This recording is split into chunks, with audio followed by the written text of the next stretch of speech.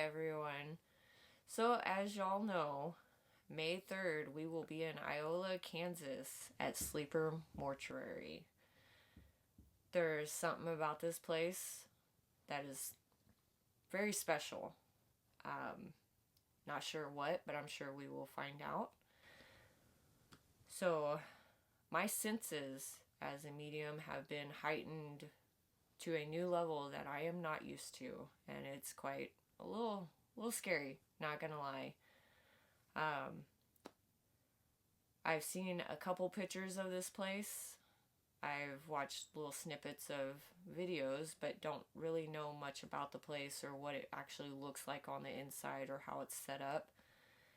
So what I'm about to tell you next is a little crazy, but in a awesome way. It's pretty cool.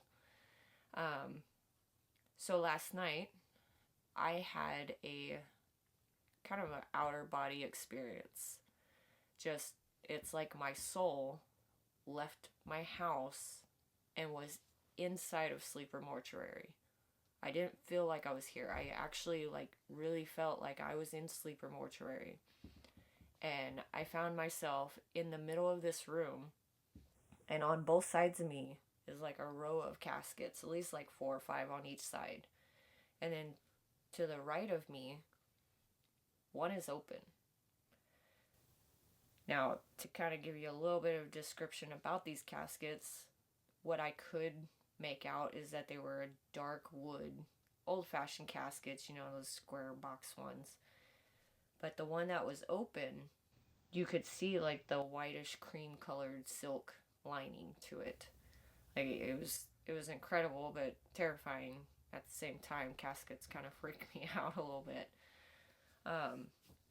So I ended up going into a different room, which was considered the floral room.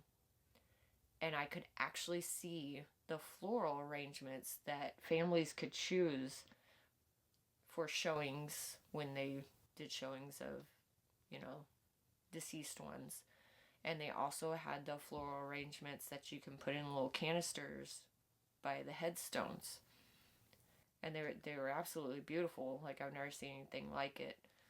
I ended up leaving that room and going into this kind of a bigger room. And there was this child's casket, like little bitty thing.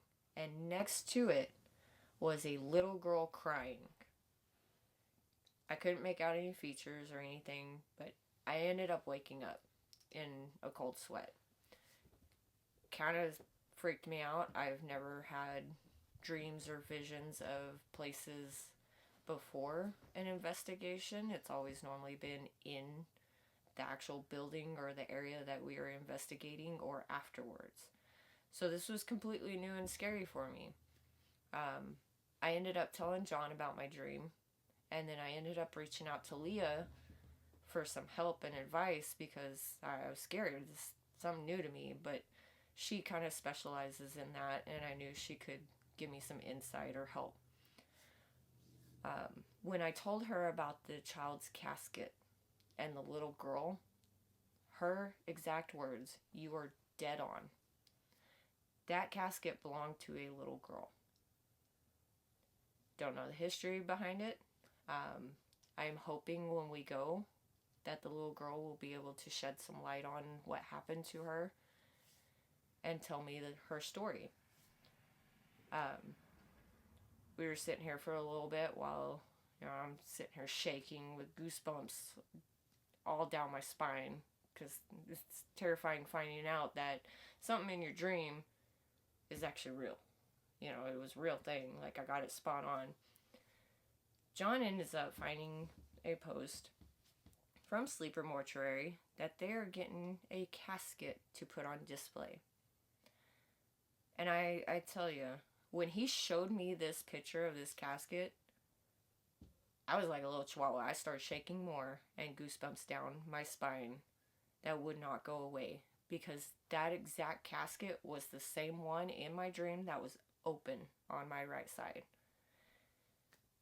I don't know what it is about this place that has heightened my senses to this ability, but I guess we will find out. Um, if I end up having more visions or dreams, I will be documenting it every day or on the days that it happens, and we will keep y'all posted on my fun little journey. But thank you for staying tuned, and we will catch you next time.